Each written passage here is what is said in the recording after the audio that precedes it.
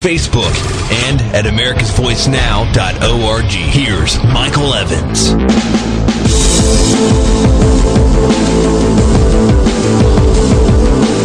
Any better? All right, we're back. So, want to just reiterate a few things, and then we're going to have Bob Parker on with us. I want you to make sure that you're attending that Ozark Self-Reliant Living University today and tomorrow in Thayer today, tomorrow in West Plains. I read you the schedule. If you didn't write it down, that's on you.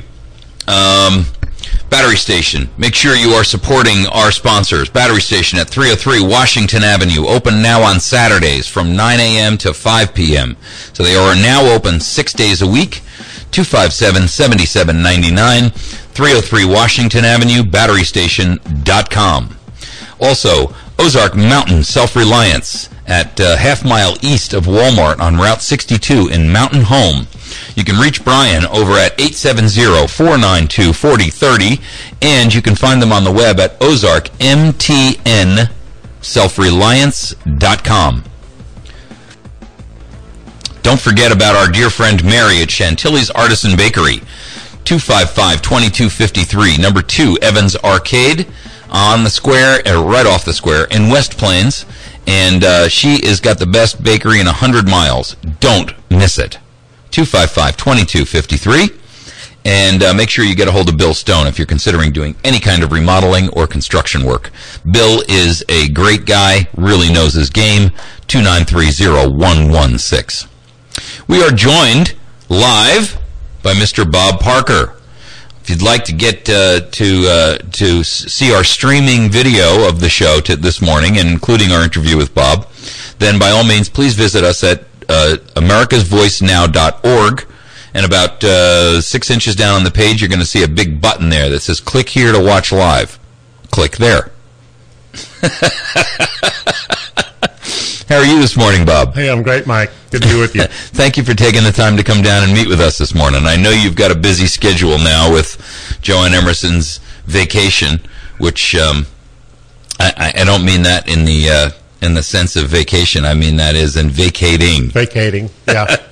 Yeah, I kind of changed the world here in the political world here in southern Missouri for a while.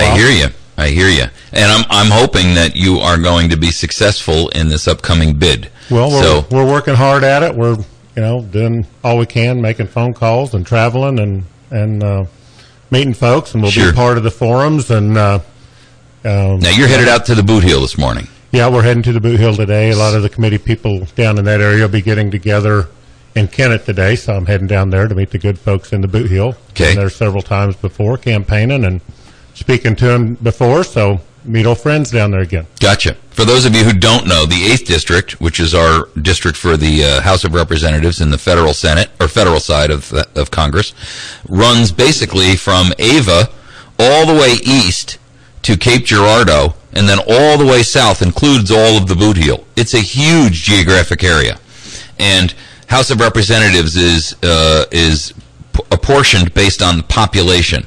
So since we have a relatively rural and scattered population, it's a gigantic geographic area. It's a massive district. There's 30 counties, very rural, very conservative, great folks, my kind of folks. But it's interesting. We have all these people jumping into the race now, 16 up to 27 have kind of kicked their names around. I don't know what the final count will be. But they're going to find out pretty quickly how massive of a workload it is to get around the entire district and meet people in the entire district. It is 5 hours across it, Right, exactly. I suspect that a lot of these people who are doing this are throwing their name into the ring. And going to rely in large part on their name recognition. Like I know Sarah Steelman had announced. Right. Peter Kinder had announced. And, they ran for other offices, but I suspect that to a certain extent some of them are going to rely largely on their name recognition and or reputation. There are a few that have name recognition across the state, and certainly in the 8th District, and Sarah Steelman and Peter Kinder are certainly two of those. Right. Also myself, nobody's campaigned harder. Nobody's done more than you have. Well, I've been 4 years going into these 30 counties and speaking at events and right. If they haven't heard your name or met you yet, yeah. Well, they got to live under a rock. For the most part, they've all met me and Sure. been very well received. They're conservative folks. They're very concerned about their country. They see what's happening for the most part in Washington, and they're friends. They're good folks. They've been very supportive, and on top of that, a lot of the Tea Party folks that are around the district. I've been speaking at all their events and have many friends in the Tea Party movement and the Patriot movement. I've been Sure. involved in property rights issues and Right. Patriot issues for years. So Right. I'm well known in that, and like I've said, I don't know anybody who can better unite all the diverse factions in the Republican Party than myself. Good because point. You know them all, and you've been doing it for years. Yeah, Sure. and I am a uniter. That's one thing of conservatives. I saw in the Southeast Missouri, and they put in there that I was Parker was abrasive. That he's known to be abrasive. And really, yeah. Can you believe that?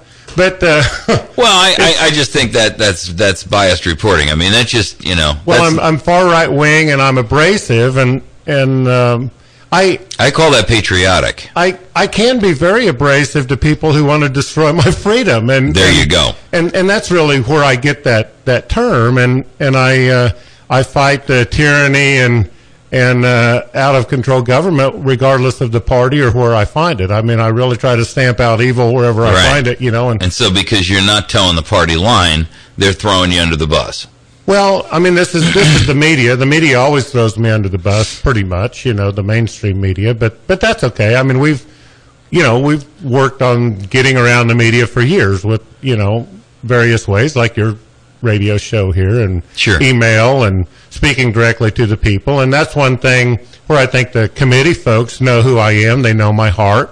I'm a Christian conservative. I'm just like them in a lot of ways. I've been researching a lot of this stuff in depth for years, so I'm probably while there's certainly, I'm sure, people in the committees and in the Republican Party that are as aware of what's really going on in our country as I am, there's a lot of people that are just realizing how bad things really are, and that's one thing I appreciate about your show and the Tea Party movement and others. They're realizing, and even David Limbaugh, he spoke at our Lincoln Day in Texas County, right. and to hear David Limbaugh speak, and really David gets a lot of this stuff. He understands how bad this president is and how corrupt a lot of this stuff is, and so there's really a big movement afoot of taking the blinders off people's eyes and really helping them understand what's really going on in this country, and the mainstream media isn't telling the whole story. So, well, that's one of the things that we have kind of really couched ourselves as is a group that's going to sit here and tell the truth, irrespective of the consequence. And I think that leads in large part to the popularity of this show, is people want to hear the truth, and they know they're being lied to. They just don't know to what extent, because if all you get is the mainstream media, then it's kind of like you don't know what you don't know, because they're just not telling you what's really happening. Exactly. It's information control. While some of the stuff they say is true and factual and all that, it's all the things that they don't tell you to fill in the rest of the picture. And that's, and that happens all over. And I'll point the finger at our churches for the most part. I've sat in a pew for years, and you'll hear great sermons, and they're real wonderful, but there's so much that they don't tell you. And I just encourage everybody, read the Bible for yourself. Right. Study the documents of our government for yourself. Find out look at the executive orders for yourself. Read them yourself. Don't just use that filter of the media or the filter of even your pastor or your preacher or your priest or whoever. Sure. Or your husband or your wife. Or your husband or your wife. Get the information for yourself. Seek and you'll find. And that's kind of something I've been committed to for many, many years now. I want to go to the source and look at the documents and read the scriptures myself and pray to get the right understanding of it, and everybody needs to do that. Sure. Well, I suspect that this party right now is going to do everything they can in their power to. Jo Ann has already had Jason Smith out to Washington on a couple of occasions. Well, I realized shortly into this that, in my opinion, I think Jason Smith is the person that they've chosen, given their anointing to, blessing to, sure. And probably Todd Richardson in Poplar Bluff, a state rep down there. His dad was very involved in politics, is probably a distant second. And when I say distant second, that's the wording that was told to me by some folks. But so I think those are really the people that they want to be in there. And Jason called me one day and he was concerned because I was saying he was the party pick, that he wasn't the party pick, and he wasn't establishment and all that. Well, then why did Jo Ann fly him to Washington on a couple of occasions and march him around as if that was her pet chick? Well, and I asked him, I said, well, have you been to Washington lately? He said, well, yeah, I've been to Washington the last 4 years. And I'm thinking, here's a state rep making $30,000 a year, flying out to Washington every year, seeing Jo Ann Emerson. And I've been at the Lincoln Day events and Republican events where Jason's been there with Jo Ann. And I hear that, when Jo Ann's in town, she always meets with Jason. And so, Jason hired a political consulting company a few months ago. And when this broke, immediately after it broke, Jason's calling everybody in the district. He's got everything ready to go. If you're looking at this from a circumstantial perspective, he's guilty as hell. Well,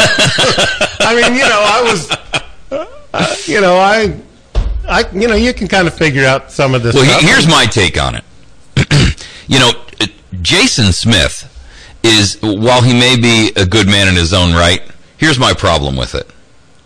If Jo Ann Emerson has made the determination that he is her and the party's pick, that in and of itself tells me I'm unwilling to accept him. And not because he won't do his own thing there, but because I refuse to allow the party and or Jo Ann Emerson to pick her successor. She has been a terrible representative of the people of Missouri. Well, I think you don't have to say it. I'll say it for you. She is she is a carpetbagger. Okay. And for those of you who remember the carpetbaggers from the Civil War, it's to come in here and take advantage. Now, look, she's leaving a position that she is paid, $175,000 a year for. And she's taking a job that she'll make. The last guy who was the president of the Rural Electric Cooperative made $2 million a year. They are her number one supporter. They're the number one lobbyist for her and for Congress. And she will continue. She can't get herself a job as a lobbyist because there's a law that says you can't just step out of role in Congress and jump right into a lobby job. But they can give her the CEO job, and her sole function as the CEO will be to go back in and lobby. And she will go in and lobby as the CEO of this corporation with all of her cronies and pals in Congress, which she has a relationship already developed with. Right. And to me, that is a betrayal of the constituency of her district. Well, when I found out she was married to Ron Gladney, attorney Ron Gladney, who is a union lobbyist. There you go. That is lobbying and making, has all these connections, getting all this money as a lobbyist, and he's married to our representative. And I didn't even know that. I've ran the last 2 times. The first time I ran, I found this out after I'd been running several months. I didn't even know that myself. Right. And I dug that out myself. Because she keeps that hidden. It's all hidden. It's one of the best kept. Why is her name not Gladney? Exactly. She's never changed her name. Nobody even knows about this guy. I didn't know about this guy. I knew he was a union attorney. Right. I didn't know he was a registered lobbyist in the state for a dozen unions. And she doesn't live in Cape Girardeau. She actually lives in St. Louis, even though she has a house in Cape Girardeau, so she can say she's got residency here. But she does not live in Cape Girardeau.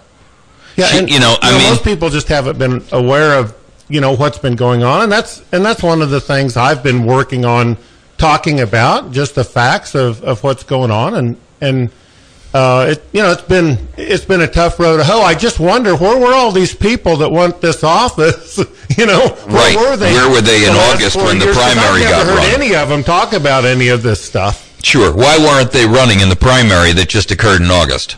Exactly. Now suddenly a slot opens up and all of them feel like they can jump in. You know, it's like the wolf who didn't participate in the hunt but suddenly wants a piece of the elk. Yeah, exactly. Something wrong with that picture. Where were these voices speaking out about these outrageous things that were going on in that office? Right. Representing our district. Where have these voices been? You know, and like when I talked to Jason Smith when he called me, I said, well, where have you been on record, Jason, talking about the Wall Street bailout? You know, and taking to task the people who voted for the Wall Street bailout. And he said, well, I've talked about it before in a speech or two.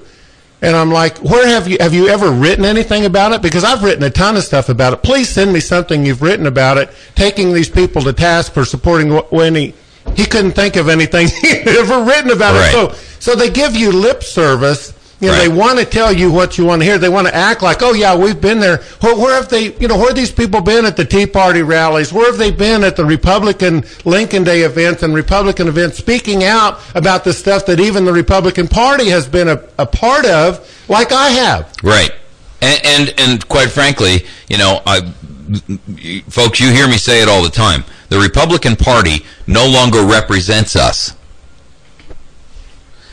So you want to make sure that you're recognizing exactly what's happening. The Republican Party doesn't represent us any longer. In Missouri, the Republican Speaker of the House said the other day, I think it was right here in West Plains, he was talking that, you know, he wouldn't do anything about the unions and right to work. Go ahead.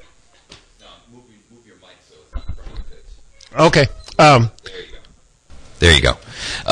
You know, the problem at this stage, as I see it, is that they're going to try to make put a person in there who is not going to do what's right for us, but is going to do what's right for the party. And any time that is the case, because the party, I don't believe, honestly, has our best interest at heart. They have their own agenda. I mean, we saw it evidenced by the fact in what they did in the Republican primary, in the Republican convention, when they basically blocked the candidates like Ron Paul from being able to run ever again. I mean, had they instituted the rules back in the 1970s that they instituted in the latest Republican primary or Republican convention, we wouldn't have had Ronald Reagan. Did you know that? I mean, that's scary because Ronald Reagan is well thought of and is considered to be one of the greatest American presidents of modern day. And we wouldn't have had him had the Republican Party passed the same rules back in the 70s that they just passed in the latest Republican convention to block candidates that weren't handpicked by them. Well, and even the financial rules that we have to abide by. Scoot over a little bit. That we have to abide by. Reagan would have never gotten in then because he had one huge supporter that gave him a ton of money. Right. And you can't do that. There's limits on what individuals can give. So sure. Reagan would have never made it on the political scene now. No, exactly. That's why the power, there's so much power vested in the people behind the scenes in these parties. They pick and choose candidates and decide who gets the money. You know, even in the House races in this district, I mean, the Republican Party would give contributor lists to the candidates that they wanted to get in open seat races. I mean, the party would pick and choose the candidates that they wanted to support and help certain candidates in the primaries. It's amazing. In the primaries. I mean, it's actually so unfair because what they're really doing is they're stealing the right of the actual voter, the constituents, the citizenry, to choose and pick their own candidate. And, you know, they're utilizing the same tactics against us, I should say, that we decry from the progressives. The bias, right? The abuse of the mass media to put out a biased propaganda message. They use the same tactic. They scream bloody murder when the Democrats use it against them, but then they think it's okay to use against us as the constituency. And I find that even more treasonous than what the media does. Because, you know, the media is not a part of government. Right? They're supposed to be a watchdog of government. They're not a watchdog. And they're not that either, don't get me wrong. But yeah. I'm saying that the party is supposed to do what is in the best interest of the people, right. Not in the best interest of the party. And they do what's in the best interest of the party and the special interest for the most been part. Paying not for them. All of it. There's good people in there, but for yeah, but I look at that kind of like the old biblical story of Lot. Okay, when God had to be asked, well, if I can find 50 righteous men, will you spare the city? And they couldn't come up with 50. And he said, well, if I find 25, will you spare the city? And he said, no. He said, well, yes, I will. And he couldn't find 25. He said, if I find 12 and a half. Got himself down to one righteous man, and he couldn't find one. God said, I got to do what I got to do. The problem is that our Congress is loaded with people who are unrighteous. They are not righteous because they don't feel as if they have an oath to represent and fairly uphold the oath of, one, our state, and two, our Constitution, our federal Constitution, and they don't really truly believe that Americans that what's in our best interest is they think they know better. And that's a problem.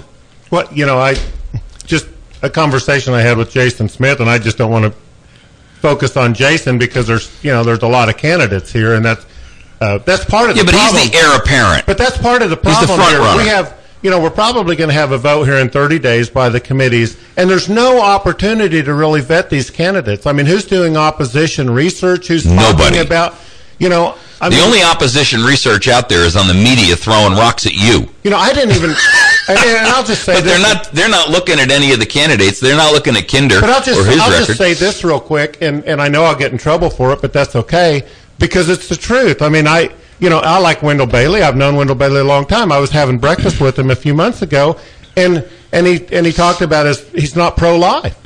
Right. Wendell Bailey's not pro-life, and he was talking about that issue, and he said, I was booed at the state convention for my views on being pro-life, and I thought, wow, I mean, do people even know, is anybody going to know that? Mm-hmm. Because there's no opportunity to vet candidates. I mean, there's so many candidates here, and at the time is so short, and at the two forums that we're going to be able to speak at, we're going to have 3 to 5 minutes a candidate because there's so many candidates. Right. You can't How say is anything. 5 minutes going to be able to accurately You can't say anything in 5 minutes. So, they're going to, regardless of who planned all this and did this, the bottom line is there won't be any opportunity to know their views on the issues, to to talk about where they stand on even, are they right to life, are they pro-gun, do they support assault weapons ban? I mean, I had a guy come up at a Republican meeting and said, well, I think we need to really ban these assault weapons. I mean, and I jumped in the middle of him. And I responded pretty loudly, so lots of people could hear me in that meeting that I was completely against an assault weapons ban, and told him why. But we have to. We're looking at our next representative here. It's a pretty important deal. Right, I agree, and I can't say strongly enough, folks. You've heard me say it before. I'm going to say it again, and I know that this gets people riled up. But you know what? If Jason Smith is the named heir apparent, I will vote for anything other than him. I will either vote for, and I'm not sure if Rick Van Dieven has made an announcement, but I'm going to vote Libertarian. And if there's not a Libertarian candidate, I'm telling you right now, I'd rather vote Democrat than I would vote for Jason Smith. And I'm telling you why. Not because I believe that the Democrats will do a good job, but I believe that if the choice is down to a Democrat or Jason Smith, there ain't any difference. And that's the deal.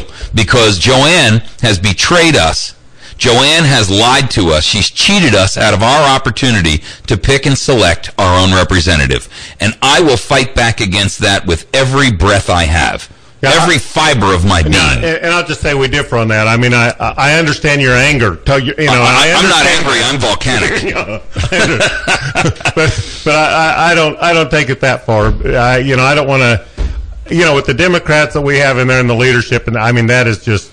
I will go for a Libertarian. I will go for a Libertarian before I would go for a Democrat. Don't misunderstand my saying. But here's the deal: Congress is so broken at this point. I mean, without a bevy of new blood in there, of true conservative thinking individuals, and we just got a few who just got sworn in. So between guys like that or girls like that and people like you, there is a chance to kind of maybe turn this thing around. But without that, we're done anyway. I mean, listeners on this show hear me talk all the time about how far gone we are. I don't know that we can salvage it, but we've got to make every effort. It's extremely serious, but we live here. Our families are here. Our grandkids are here. Where are we going to go? Where are we going to go? This is the last, this is freedom's last stand in this country. And yes, we have massive problems, and yes, we're not going to get out of these problems without massive problems. Right. But unless we get people, it's going to be painful, but that have an understanding of getting us doing the next right thing and getting us back where we need to be, and in the next few years or the next generation or two, that's the kind of people we need to put in there. There's an old phrase: when you find yourself in a hole, stop digging. Yeah. Okay. Exactly. Folks, we're going to take a break. I want to take the shovel out of the hands of the Republican Party. And we're going to take a break. When we come back, we'll have some more with Bob Parker, and we'll take some of your phone calls if you have questions related to his candidacy. We're going to take a break. We'll be right back.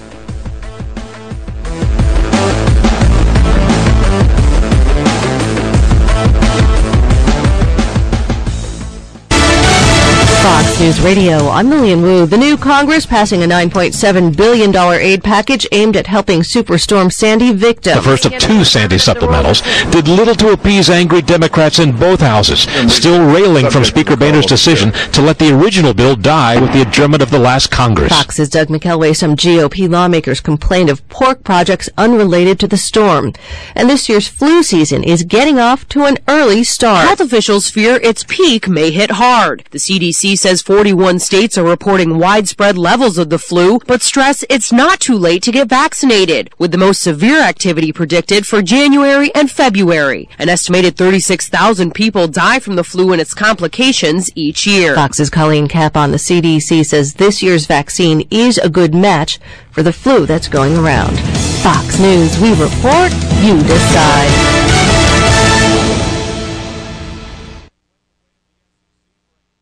Hey, this is Cooper, and join me with Cooper & Company weekday mornings from 6 to 8 a.m. From politics to religion, entertainment to history, and the latest in sport. Not to mention the nonsense that goes on every weekday morning from 6 to 8, live with Cooper & Company. Go to Facebook and like our page at facebook.com/My1071 The Point, where you can stay connected with us 24 hours a day, 7 days a week. This is the Ozarks' best news talk, 1071 The Point, home of Cooper & Company. I'm a third grade teacher. I'm a school bus driver. I am a parent. I am a teacher's aide. And I agree to be identified as a caring adult who pledges to help bullied students. I will listen carefully to all students who seek my help and act on their behalf to put an immediate stop to bullying. I will work with other caring adults to create a safe learning environment for all the students in my school. In my school. In my school. In my school. I'm Dennis Van Rokel, president of the National Education Association. Help us create safe, bully-free learning environments for all students. One caring adult can make all the difference. Be that adult and take the pledge at NEA.org/bullyfree. Adults have the power to stop bullying in our schools. It starts with me. It starts with me. It starts with me. It starts with me. Bully free. It starts with me. Visit NEA.org/bullyfree. A message from the National Education Association. Registering with Selective Service can be a key to jobs, citizenship, and more. When a young man turns 18, he is required to register with the Selective Service System. It's the law. For most immigrants, registration with Selective Service is a requirement for U.S. citizenship. Men who should register and do not won't qualify for federal student loans or grant programs, such as Pell Grants or PLUS loans, or federal jobs. In addition, some states require proof of registration to qualify for a driver's license. To learn more, visit www.sss.gov.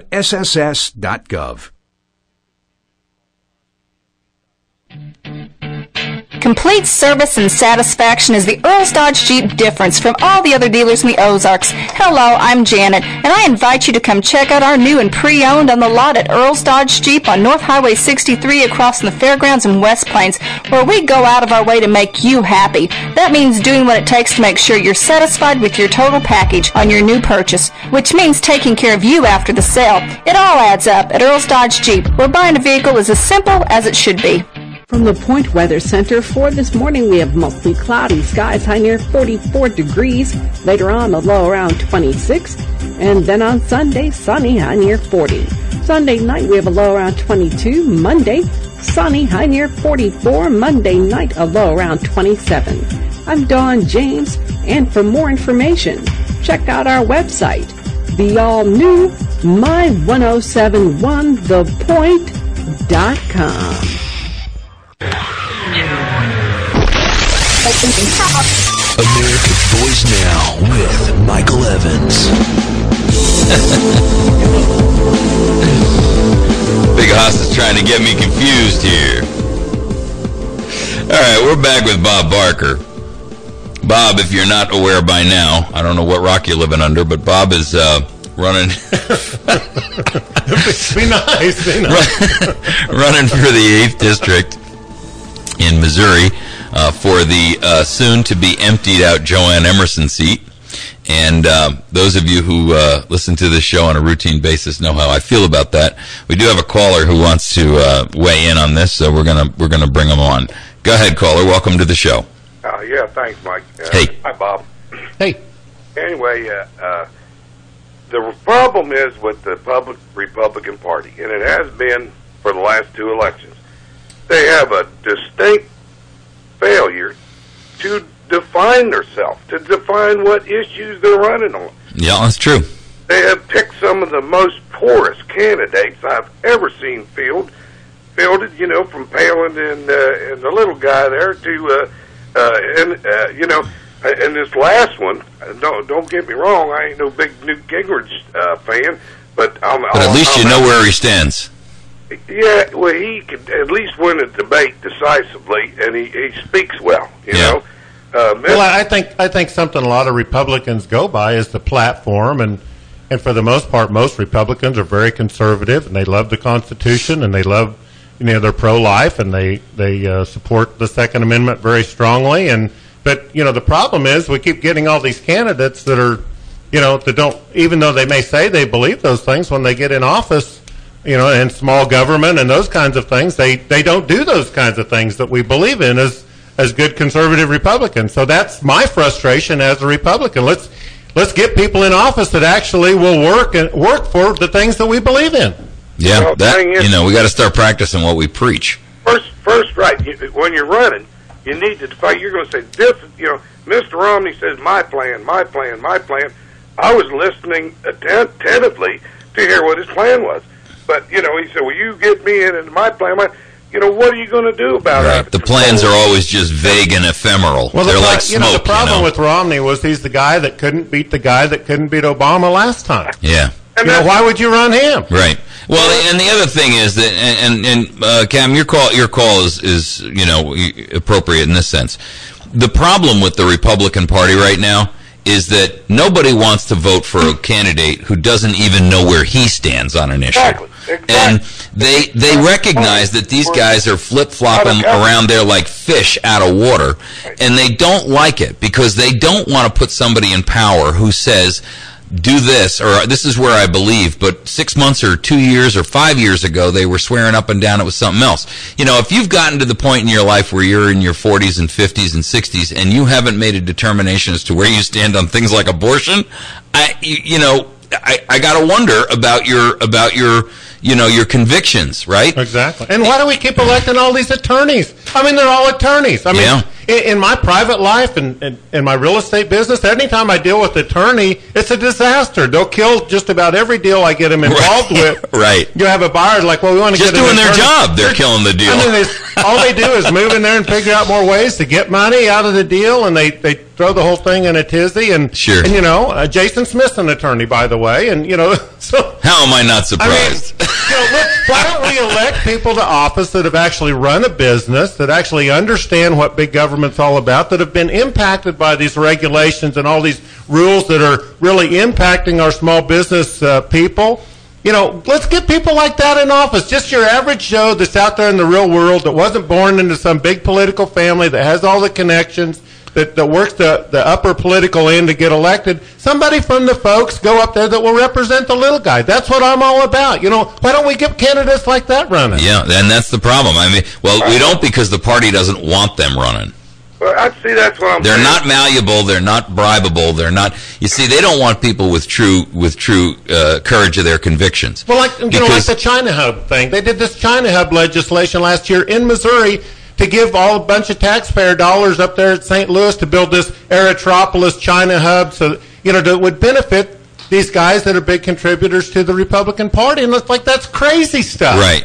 Well, so we help fight that, and I signed my name to a letter fighting that. And I mean, that's the kind of crazy stuff the Republican Party gets involved with in this state. I mean, what are they doing on right to work? Why don't they push back on what if they can get right to work in Michigan, why the hell can't we get it in Missouri? If you go, I mean, I was over in Perry County, one of the most there's more activity in Perry County than about anywhere. They're doing great over there. And I talked to the economic guy over there, economic director, and I said, what's the number one thing you're dealing with trying to get business in here? He said, everybody asks, are we right to work? He said, when they find out we're not right to work, they don't even want to come to Missouri. Right. We are hemorrhaging jobs. We have been for years.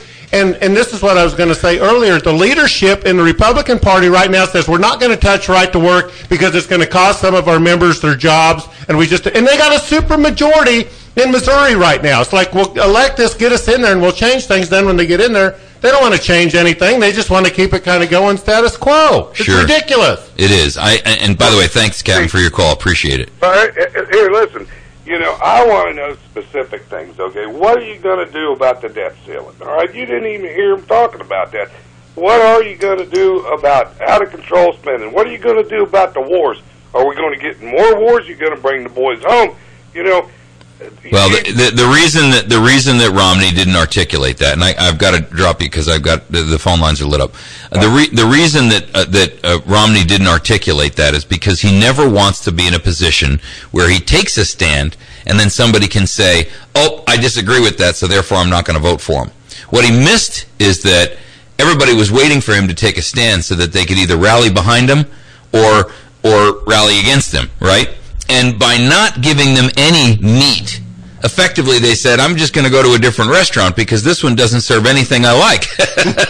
And ultimately, he killed his own opportunity there, I think. Well, you can get on my website, electbobparker.com, and see a lot of my positions on those issues. Yeah. And we don't have time in the 15 minutes left to really No, we don't. But folks, get to electbobparker.com. electbobparker.com. Go ahead, caller. Welcome to the show. Oh, good morning. Good morning. Good morning.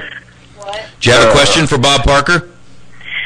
Yeah, I'll be in a comment also. All right, fire away. I agree with your position about the Republican Party, which the establishment, I guess that's what we call them now, is hand-picking people. They're taking funds away or not giving funds away to conservatives that are running. Right. Like we saw in the last election. And I'm afraid that, I'm very concerned about who is going to get Jo Ann's seat because of how hard it is to get rid of, an incumbent once they're in, right. Exactly. Yeah, that's why this is so important. Yeah, it's very important. So I'm going to work hard.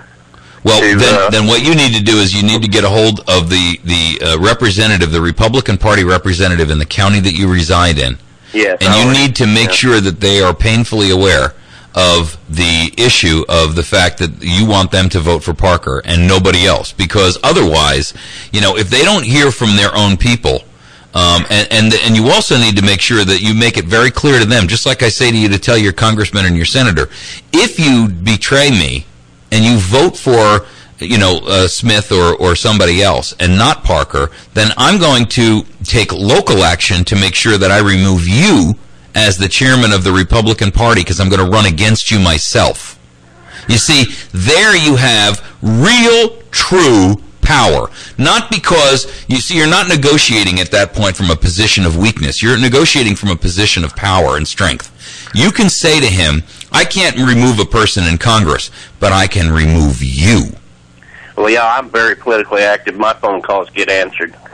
There you go. Well, make sure and everybody listening to this conversation right now, and this gentleman, make sure that you're telling your Republican representative that if they betray our best interest and they put Jason Smith in there because Jo Ann tells them to, or the party up high has told them to, that you will run against them and remove them as the chairman and the vice chair of the Republican Party in your district. And we are no longer going to stand here and be betrayed.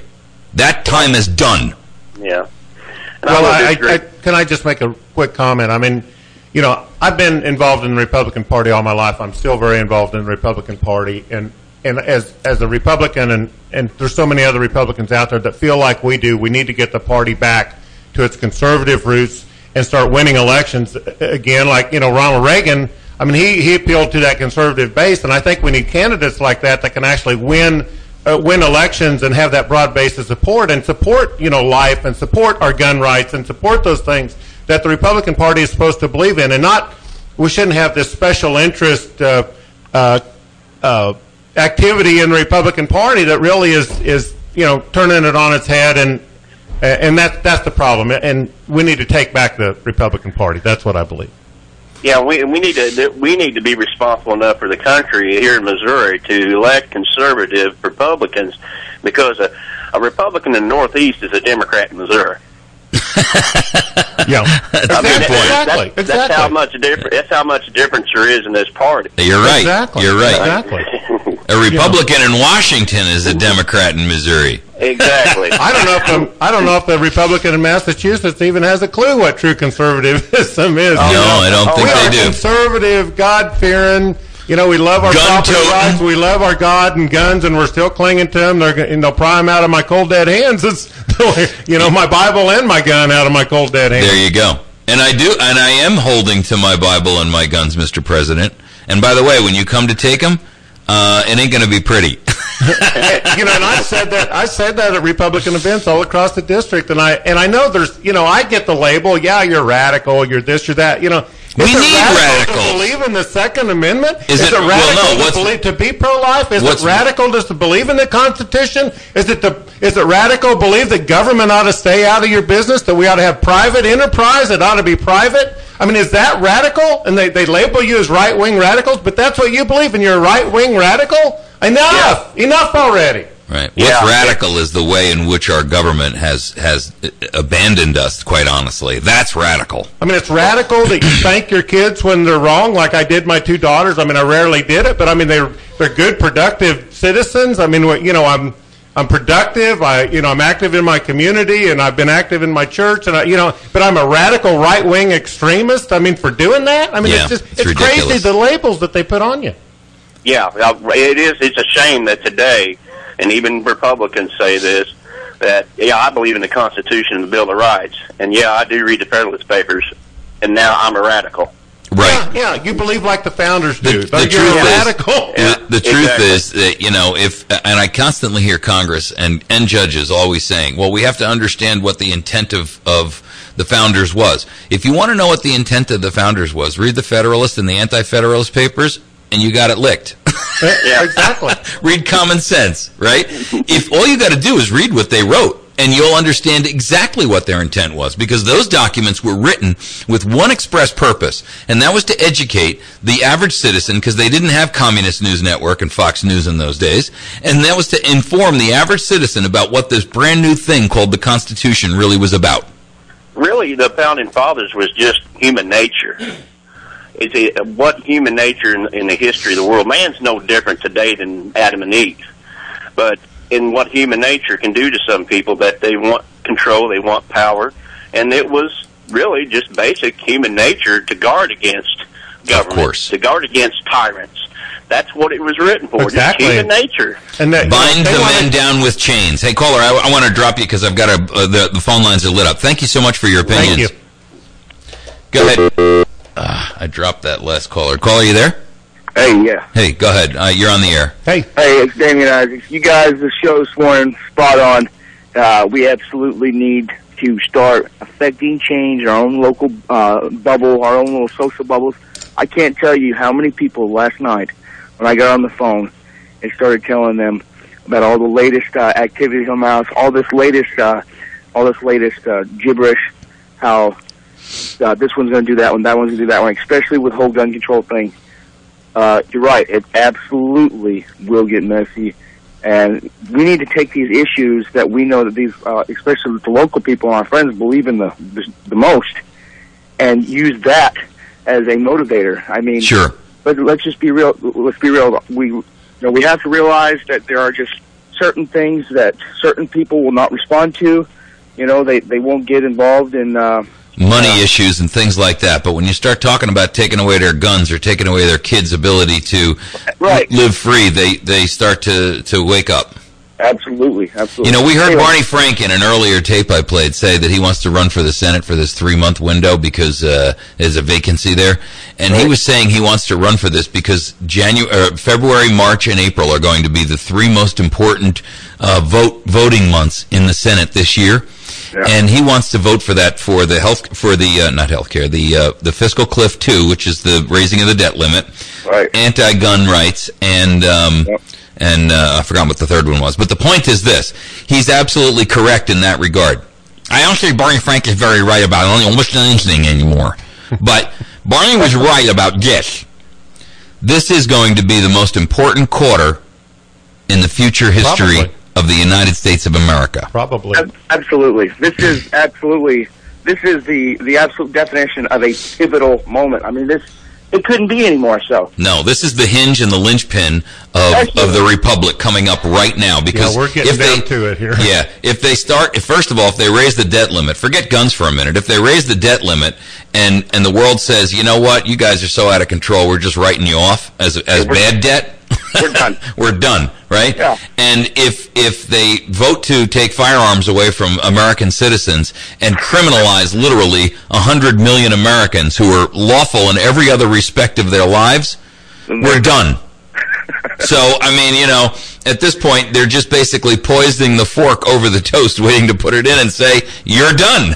Yeah, well, exactly. This debt limit issue, and I've been screaming about this debt limit, raising the debt limit time after time, and that's something Mrs. Emerson has done time after time, and they're actually considering creating $1 trillion coin out of platinum to get past the constitutional limits on gold, silver, and print money. They're destroying our money. They're destroying our currency. They're destroying control. our economy. It's and it's got to be stopped. We've got to get this thing under control. Yep, and we do. That's something that I have tried explaining to my friends. I said, you have to understand this debt limit thing. I said, it is just as dangerous as the gun thing. Of course it is. I said, we have a country, China, that is the largest holder of our debt.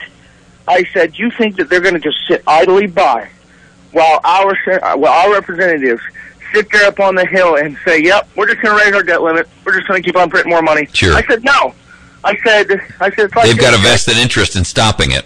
Right. I said, you know what, Damien? Here's what you need to do, bud. You need to get those guys and then, put them in a chair and then, figure out how to prop their eyelids open and force them to watch a couple of videos that we produce. Maybe that would work. It seems like short of that, unless it's got a Budweiser commercial right in the middle of it. Unless it's got hey, listen, I'll insert a Bud commercial if that's all it takes. That's not a problem. I'll even put scantily clad women in there, dancing around the can if necessary. That's what we need to do. Yeah, we need to engineer it like that and put a reality TV spin on it. Yeah. Maybe then people will love it. Hey, Damien, thanks for your call, brother. You guys have a good day. All right, keep the faith, man. Keep your powder dry. So, folks, we got about 5 minutes left. If you've got a quick question for Parker, call in, hit your question, and drop off so he can answer it for you. Let me just say real quick, there's going to be a couple of forums. There's one on the 10th in Salem, Missouri at City Hall, and that's open to the public. All the candidates are invited there on January 10th in Salem. And then there's another one in Cape Girardeau on the 17th. Okay. There will be a forum. Again, the candidates will be invited. I'll be speaking at those events, Lord willing. 5 minutes, though. Yeah, I'll have 5 minutes. Hell, I get longer than that. And I don't know exactly how long I'll have, but it'll be a very short amount of time. Right. But those are the only two opportunities for people in the district to hear all the candidates and be a part of that forum. And then the committee members of the chair and co-chairs of all the counties will be making the vote, deciding who will be that will be the primary, so to speak, in the race, and then once the committee select their candidates, they'll be in a general election sometime. The governor has to set that. So probably within 30 days or so here, the county committees of the Democrat Party, the Republican Party, whatever party will decide who their candidate will be, and then the governor will set a date for that election. Gotcha. This spring or summer. Now, I think it's important, folks, that if there's any way that you can make this date in Salem, or if you can make the one in Cape Girardeau, that you be present and you voice vociferously, politely, but vociferously, that's loudly and vehemently, your opinion and your position on this. And I don't want the phone calls to stop to our Republican committee members here until this thing is settled. Go ahead, caller. Welcome to the show. You got about a minute. Okay. There's two things that I kind of like to touch on real quick about Ms. Parker. Question number one. Oh, good. I like that. Okay. If you were pro-life, yes, do you also believe in the death penalty? Yes. Okay. Because either way, you're taking a life of well, somebody the Bible says thou shalt not murder. I don't consider the death penalty murder. Okay, your second question. Okay, second question. Okay, okay. You forgot it? I forgot it. I was so interested. Well, I'll tell you what. You go, all right, so go ahead and think about that for a second. Let me tell you, I used to be a pro-life guy, and my only problem with death penalty nowadays, and hopefully you're thinking your question while I'm saying this, is my only problem with it now is that the justice system is so corrupt, there's a ton of guys on death row who are actually not guilty of anything. And I can tell you that my own experience in the legal morass and in the sewer of our justice system has taught me that there is no such thing as justice. And my biggest problem with the death penalty is not the fact that you're going to kill a guy who's committed a murder or take someone's life who's actually committed a crime. My concern is that you're going to commit a crime against an individual who's innocent. Because the judges and the prosecutors are more interested in hanging a marker, if you will, on their report card than they are in actual justice. Well, I understand your position. We certainly need to have good trials and a good process there. But the Bible doesn't say thou shalt not kill. It says thou shalt not murder. We shall not take innocent life. So that's the difference, and that's why I can have that position and do have that position. Sure. Okay. Well, at least he staunchly stands by it, guy, even if you disagree. Yeah. I don't agree with it myself, but sure. It's nice to know that somebody's willing to say, hey, I disagree with that, and here's where I stand on it, and be honest. I got through that one about 40 years ago, but sure. Yeah. Well, you know what? And I'll say it out loud for you folks. Even if you don't agree with every position that Parker stands on, you always know where he stands. And that's the truth. That's the most important thing. And that's the most important thing. And I can tell you something as a personal side, and I got to let you go. We're down to 1 minute. I can tell you this. Thank you, by the way, for your call. Thank you. I can tell you this, that if Parker is in the position and we're in the seat there, he would not utilize his own opinion about a specific issue to say that I disagree or I agree with a position, and irrespective of what you believe, I know what's best for you more than you do. Well, and that's the beauty of the Constitution and what our founders established. It's not that we have tyranny and that the government tells everybody how to, but it gives them the freedom to make choices and and express their faith however they want to. That's what I want to return to. Right. Unfortunately, our government has descended into a point where politicians believe that they're elitists and that their opinion is more valid than ours. And their attitude is, when I want your opinion, I'll tell you what it is. And unfortunately, I remember, and I've said this before, I remember when Cuomo was the who was the governor of New York. This is Cuomo's father now, right? And they wanted to have the death penalty back in New York. And year after year after year, New York voted 80 to 82% for the death penalty. And he consistently vetoed it, saying, I think because I disagree with the death penalty, I'm not going to pass it. And that is unconscionable. Just because you have a personal aversion to it doesn't mean that 82% of the state is not entitled to what they want. So, your seat in power doesn't give you that right. Hey, listen, Bob, I want to thank you very much for being with us today. Thank you, Mike. Great being with you and your listeners today. Good luck in this race. I'll do whatever I can to try to help ensure that you are the chosen candidate for that, because I think you're the right man for the job. Thank you, Mike. All right. Have a great day. Folks, we're going to wrap